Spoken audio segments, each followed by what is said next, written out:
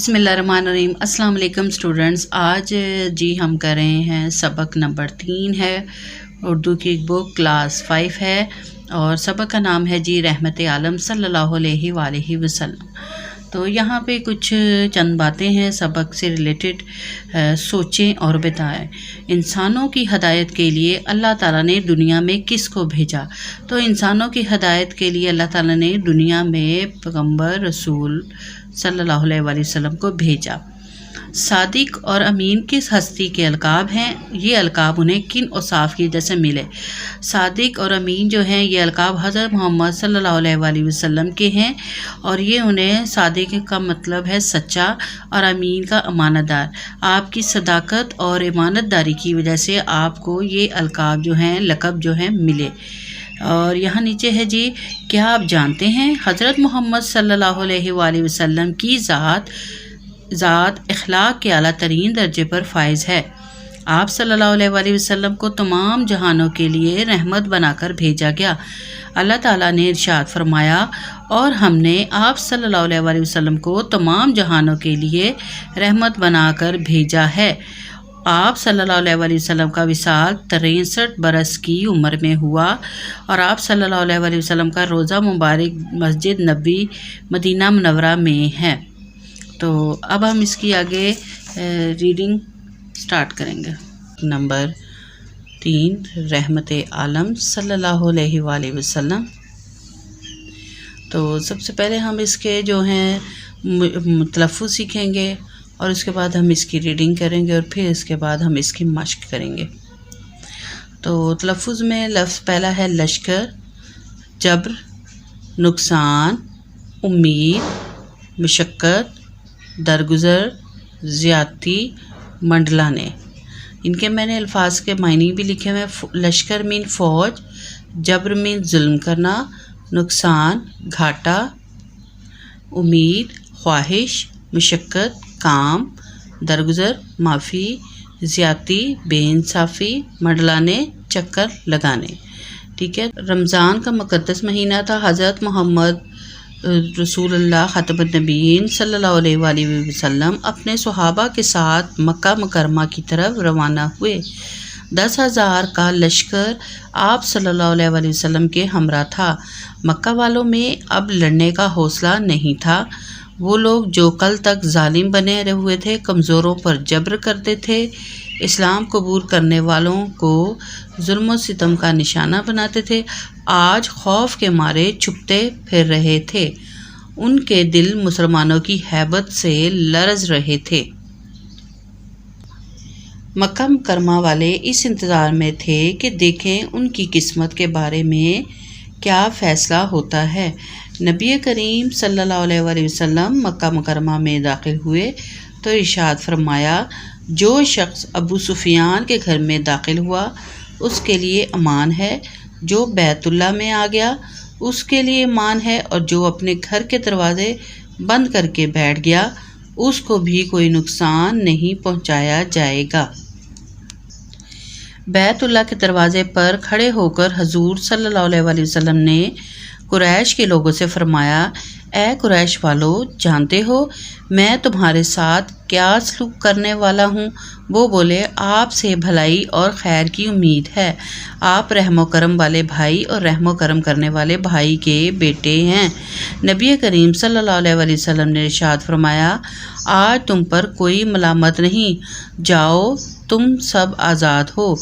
آپ صلی اللہ علیہ وآلہ وسلم کے پیارے چچا حضرت امیر حمزہ رضی اللہ عنہ کا قاتل وحشی اور قتل کروانے والی ہندہ بنت عتبہ آپ صلی اللہ علیہ وآلہ وسلم کے سامنے پیش ہوئے۔ دونوں نے آپ صلی اللہ علیہ وآلہ وسلم سے معافی مانگی، انہیں معافی دے دی گئی۔ پوری انسانی تاریخ میں معافی اور درگزر کی ایسی شاندار مثال نہیں ملتی۔ عفو درگزر کا صرف یہ ایک واقعہ نہیں ہے، حضور صلی اللہ علیہ وآلہ وسلم کی زندگی اس طرح کے واقعات سے بھری ہوئی ہے۔ آپ صلی اللہ علیہ وآلہ وسلم سراپا رحمت تھے۔ آپ صلی اللہ علیہ وآلہ وسلم کی زندگی رحمت و شفقت اور عفو درگزر کا عملی نمونہ تھی۔ جان کے دشمن آپ صلی اللہ علیہ وآلہ وسلم کے رحم و کرم پر ہوتے تو آپ صلی اللہ علیہ وسلم انہیں امان دیتے کسی کو لاچار اور بیچار و مددگار دیکھتے تو آپ صلی اللہ علیہ وسلم کا دل پسج من نرم ہو جاتا۔ آپ صلی اللہ علیہ وسلم آگے بڑھ کر اس کی مدد کرتے۔ ایک دفعہ نبی کریم صلی اللہ علیہ وسلم نے دیکھا کہ ایک غلام آٹا پیس رہا ہے اور ساتھ ہی درد سے کرا رو رہا ہے۔ آپ صلی اللہ علیہ وسلم اس کے قریب گئے تو پتہ چلا کہ وہ بیمار ہے اور اس کا ظالم آقا اسے چھٹی نہیں دیتا۔ آپ صلی اللہ علیہ وسلم نے اسے آرام سے لٹا دیا اور سارا آٹا خود پیس دیا۔ پھر فرمایا، جب تم نے آٹا پیسنا ہو مجھے بلا لینا۔ حضور صلی اللہ علیہ وسلم فرمایا کرتے تھے کہ تمہارے غلام اور خادم تمہارے بھائی ہیں، اللہ تعالیٰ نے ان کو تمہارے ماتحت کر دیا ہے۔ ہر مسلمان کو چاہیے کہ جو کھانا خود کھائے اپنے غلام اور خادم کو بھی وہی کھانا کھلائے، اور جو کپڑے خود پہنے ان کو بھی وہی پہنائے۔ اپنے غلام اور خادم سے ایسی مشقت نہ لے جو اس کی طاقت سے بڑھ کر ہو، اور اگر اس کی طاقت سے بڑھ کر کام لے تو اس میں اس کی مدد کرے۔ نبی کریم صلی اللہ علیہ وسلم انسانوں ہی نہیں بلکہ بے زبان جانوروں پر بھی بہت مہربان تھے اور ان پر کسی قسم کا ظلم اور زیادتی ہوتے نہ دیکھ سکتے تھے۔ حضرت محمد رسول اللہ خاتم النبیین صلی اللہ علیہ وسلم نے جانوروں اور پرندوں کا خیال رکھنے کی نصیحت کی ہے۔ ایک مرتبہ صحابہ رضی اللہ عنہ نے چڑیا کے گھونسلے سے اس کے بچے اٹھا لیے۔ چڑیا سر پر منڈلانے لگی۔ اللہ کے آخری نبی حضرت محمد صلی اللہ علیہ وسلم نے پوچھا کہ یہ چڑیا کیوں پریشان ہے؟ صحابہ رضی اللہ عنہ نے جواب دیا، یا رسول اللہ، ہم نے اس کے بچے اٹھا لیے ہیں۔ آپ صلی اللہ علیہ وسلم نے فرمایا، جاؤ بچوں کو گھونسلے میں واپس رکھ دو۔ یہ سن کر صحابہ نے فوراً چڑیا کے بچے گھونسلے میں واپس رکھ دیے۔ اسی طرح سے ایک مرتبہ آپ صلی اللہ علیہ وسلم کہیں تشریف لے جا رہے تھے۔ راستے میں ایک اونٹ پر نظر پڑی جو بھوک کی وجہ سے کمزور ہو گیا تھا۔ آپ صلی اللہ علیہ وسلم کو بہت دکھ ہوا۔ آپ صلی اللہ علیہ وسلم نے فرمایا، لوگو، بے زبان جانوروں کے معاملے میں اللہ تعالیٰ سے ڈرو۔ سچ یہ ہے کہ آپ صلی اللہ علیہ وسلم کو تمام جہانوں کے لیے رحمت بنا کر بھیجا گیا۔ اس سبق سے ہم نے سیکھا کہ آپ صلی اللہ علیہ وسلم تمام جہانوں کے لیے رحمت بنا کر بھیجے گئے تھے۔ نبی کریم جو ہیں صلی اللہ علیہ وسلم عفو درگزر کا بہترین نمونہ ہیں۔ آپ صلی اللہ علیہ وسلم کے دشمن بھی آپ صلی اللہ علیہ وسلم کی اعلیٰ خوبیوں کے متعارف تھے۔ اچھا جی، اب ریڈنگ ہوگی، اب اس کی ہم مشق کریں گے۔ تو مشق میں سب سے پہلے جو ہیں وہ الفاظ معنی ہیں۔ سوال نمبر 1 میں دیے ہوئے الفاظ کے معنی سمجھے۔ الفاظ اور یہاں پہ معنی ہیں: جبر، ظلم و ستم، مجبور کرنا، امید، خواہش، آرزو، درگزر، معافی، تکلیف، دکھ، درد، ہیبت، ڈر، خیر، بھلائی، ملامت کرنا، ڈانٹ ڈپٹ کرنا، برا بھلا کہنا، منڈلانا، چکر لگانا۔ سوال نمبر 2 ہے کالم الف میں دیے ہوئے الفاظ سے متعلقہ جملے سبق میں سے تلاش کر کے کالم بے میں لکھیں۔ تو یہاں پر یہ الفاظ دیے گئے اور ان کے جملے جو ہیں یہاں پورے نہیں آ رہے تھے، تو اس لیے میں نے ان کو نوٹ بک پر لکھا ہے۔ تو آئے ہم ان کو دیکھتے ہیں۔ الفاظ جملے: ہیبت، فتح مکہ کے موقع پر مسلمانوں کی ہیبت سے کافر کانپ رہے تھے۔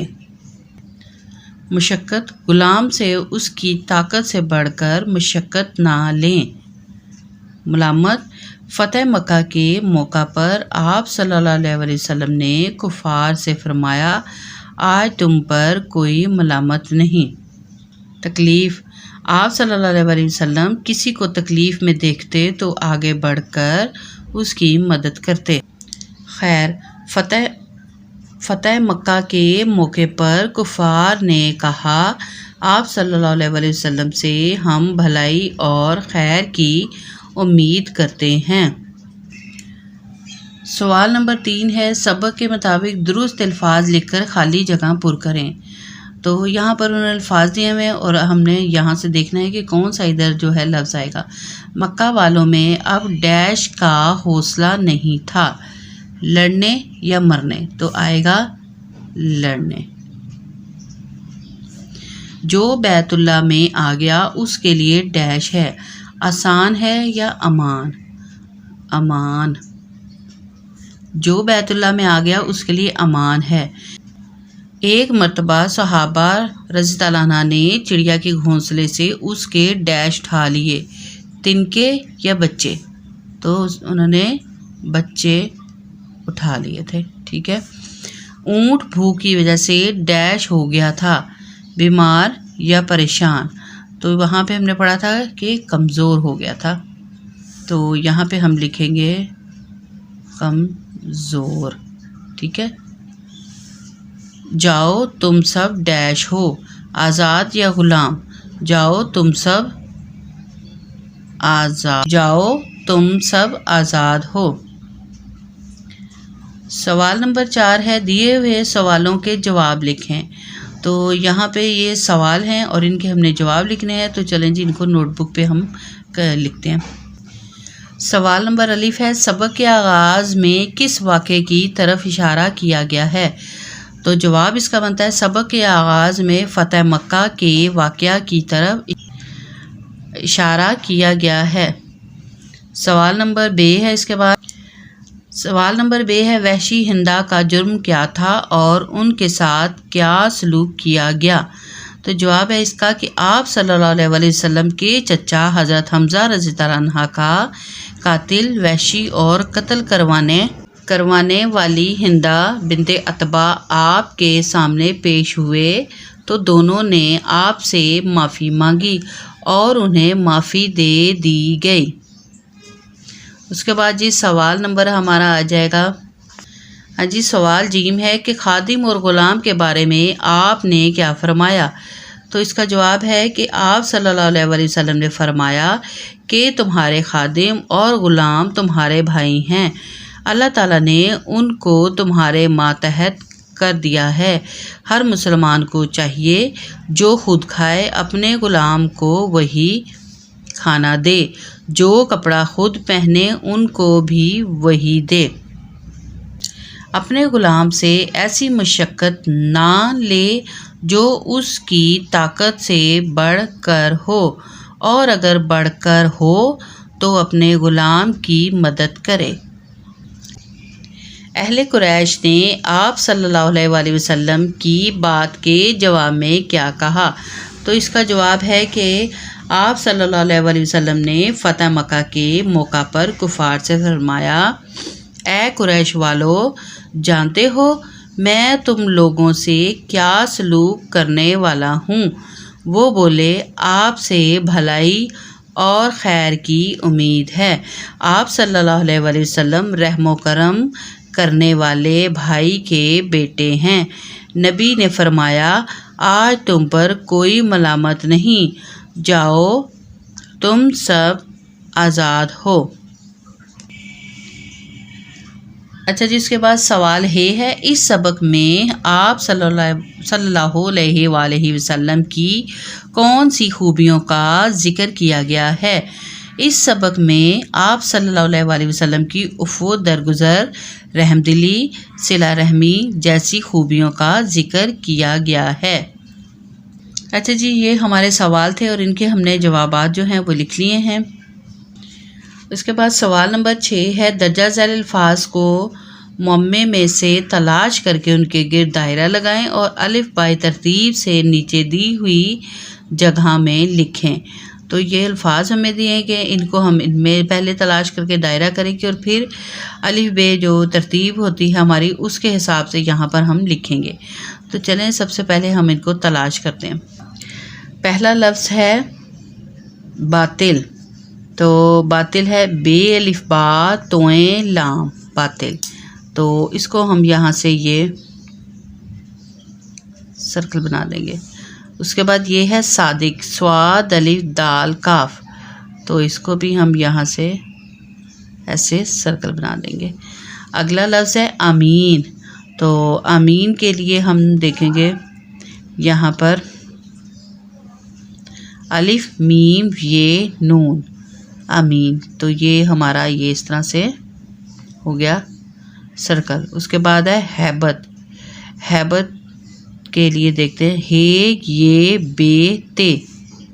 تو یہ ہے یہ بے تے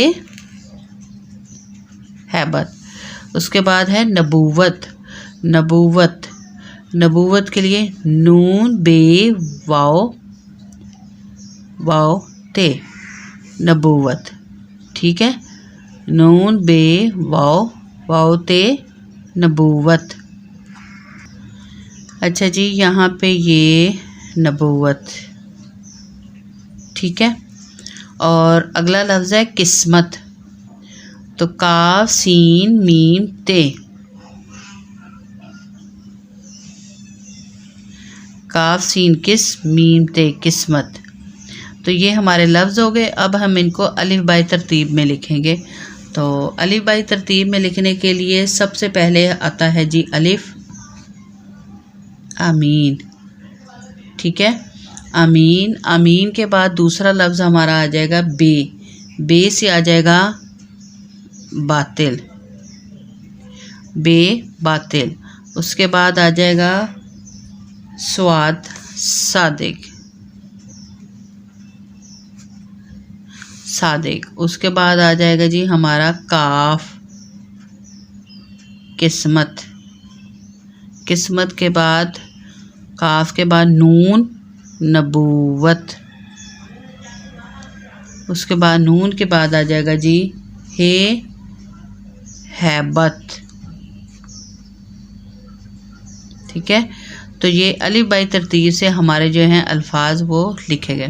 اچھا, یہاں دیکھیں, یہاں پہ ہے جی یہ قواعد سیکھیں, اور یہاں پر ہمیں وقفہ دیا گیا ہے کہ وقفہ کیا ہے. دیے ہوئے جملے غور سے پڑھیں گے اور اس میں وقفہ انہوں نے استعمال کیا ہوا ہے. خلوص, محبت, ہمدردی, یہ سب خوبیاں خالد میں موجود ہیں.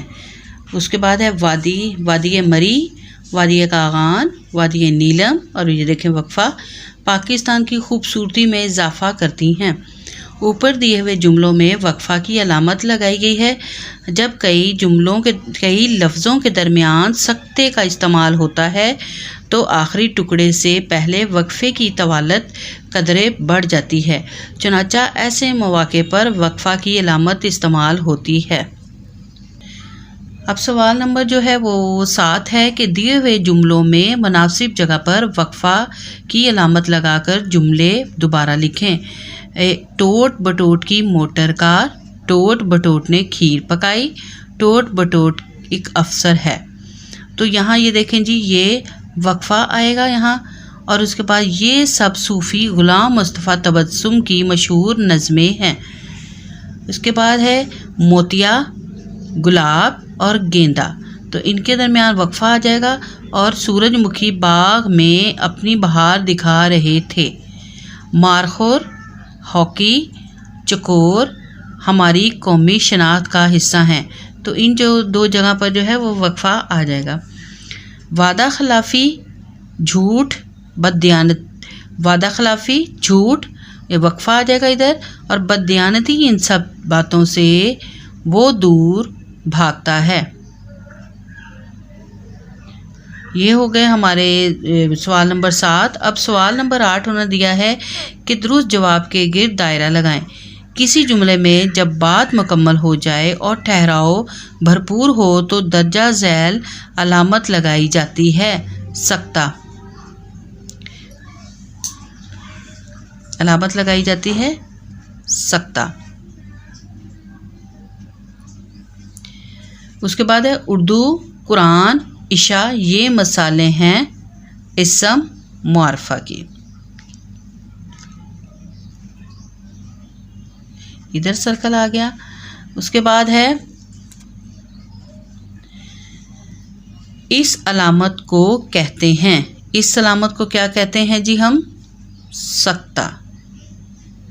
کسی بھی عام چیز, جگہ یا شخص کے نام کو کہتے ہیں اسم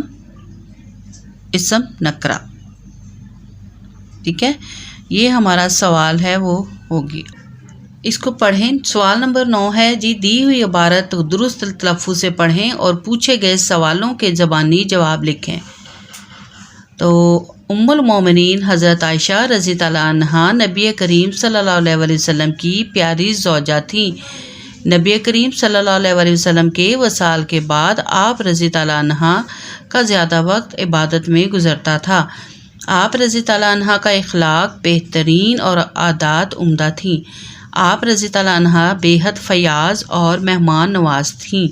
آپ رضی اللہ عنہا غریبوں کا خاص خیال رکھتی تھیں۔ ایک بار حضرت عبداللہ بن زبیر رضی اللہ عنہ نے 1,00,000 درہم بھیجے۔ آپ رضی اللہ عنہ نے اسی وقت ساری رقم غریبوں اور مسکینوں میں تقسیم کر دی۔ مختلف علاقوں سے لوگ آپ رضی اللہ عنہ کے پاس دینی مسائل پوچھنے آتے تھے۔ آپ رضی اللہ عنہ نے 17 رمضان المبارک میں وفات پائی اور آپ رضی اللہ عنہ کو جنت البقیع میں دفن کیا گیا۔ تو یہ ہو گئی ہمارے اس پیراگراف کی ریڈنگ۔ اب یہاں پہ ہمیں یہاں سوال پوچھے گئے ہیں، اب ہم ان کے اس پیراگراف میں سے جواب دیں گے۔ حضرت عائشہ رضی اللہ عنہا کون تھیں؟ تو حضرت عائشہ رضی اللہ عنہا جو ہیں وہ نبی کریم صلی اللہ علیہ وسلم کی پیاری زوجہ تھیں۔ سوال 2 ہے، نبی کریم صلی اللہ علیہ وسلم کے وصال کے بعد آپ رضی اللہ عنہا کا زیادہ وقت کیسے گزرتا تھا؟ تو اس کا جواب ہے کہ نبی کریم صلی اللہ علیہ وسلم کے وصال کے بعد آپ رضی اللہ عنہ کا زیادہ وقت عبادت میں گزرتا تھا۔ آپ رضی اللہ عنہ کی 2 پیاری عادات کے بارے میں بتائیں۔ تو آپ رضی اللہ عنہ بے حد فیاض اور مہمان نواز تھیں، ٹھیک ہے۔ آپ رضی اللہ عنہ کا انتقال کب ہوا اور آپ رضی اللہ عنہ کو کہاں دفنایا گیا؟ تو آپ رضی اللہ عنہ کا جو ہے وہ انتقال 17 رمضان المبارک میں آپ نے وفات پائی تھی اور آپ کو جنت البقیع میں دفن کیا گیا۔ تو یہ ہمارا جو ہے پیراگراف کی ریڈنگ ہوگی اور اس کے سوالوں کے جواب ہو گئے۔ اب نیچے سوال نمبر 10 ہے کہ لائبریری سے سیرت سے متعلق کوئی کتاب لے کر نبی کریم صلی اللہ علیہ وسلم کی بچوں پر شفقت کا کوئی واقعہ لکھیں۔ تو نبی کریم صلی اللہ علیہ وسلم کی پوری زندگی جو ہے ہمارے لیے ایک ان مثالوں سے بھری ہوئی ہے۔ تو آپ بچوں کو لائبریری لے کر جایا کریں، وہاں بچے جو ہیں آپ کی متعلق کتابیں پڑھیں سیرت کے متعلق، اور ان میں سے اپنی مرضی کے اپنی پسند کے جو ہیں وہ واقعات کو نوٹ کریں۔ اس طرح ان کی نالج میں بھی اضافہ ہوگا اور ان کو نئی سے نئی چیزیں پڑھنے کا بھی شوق پیدا ہوگا۔ اس کے بعد سوال نمبر 11 ہے، نبی کریم صلی اللہ علیہ وسلم اپنا کام اپنے دست مبارک سے کرتے تھے، آپ اپنے کون سے کام اپنے ہاتھوں سے کرتے ہیں؟ فہرست تیار کریں۔ تو نبی کریم حضرت محمد صلی اللہ علیہ وسلم اپنے تمام کام اپنے ہاتھوں سے کرتے تھے، کیونکہ ان کو اپنے کام خود کرنے سے خوشی بھی ہوتی تھی۔ اور جو ہے بچوں کو آپ نبی کریم کے جو کتابیں ہیں وہ پڑھنے کے لیے دیں اور بچوں کو بتایا کریں، اور یہ بچے جو سوال کا جواب ہے یہ خود کریں گے کہ ہمارے نبی پاک جو ہیں اپنے دست مبارک سے اپنے کام خود کیا کرتے تھے اور ان کو اپنے کام کرنے سے خوشی حاصل ہوتی تھی۔ اور پھر جب بچے لائبریری میں سے کتابیں وغیرہ پڑھیں گے اسلامی، تو ان کو شوق بھی پیدا ہوگا اور ان کی اضافہ بھی ہوگا علم میں، اور ان کو خود سے پتہ چلے گا کہ وہ ہمارے پیارے نبی پاک جو ہیں اپنے ہاتھوں سے کیا کیا کام کرتے تھے، اور پھر بچوں سے کہیں کہ وہ فہرست ریڈی کریں۔ تو آج کا ہمارا سبق اتنا ہی ہے۔ امید کرتی ہوں کہ آج کا یہ جو سبق ہے آپ کو رحمت عالم امید ہے کہ پسند آیا ہوگا۔ میرے چینل کو سبسکرائب کیجیے گا اور ویڈیو کو لائک کیجیے گا۔ اگلی ویڈیو میں آئیں گے ایک نئے سبق کے ساتھ، تب تک کے لیے اللہ حافظ۔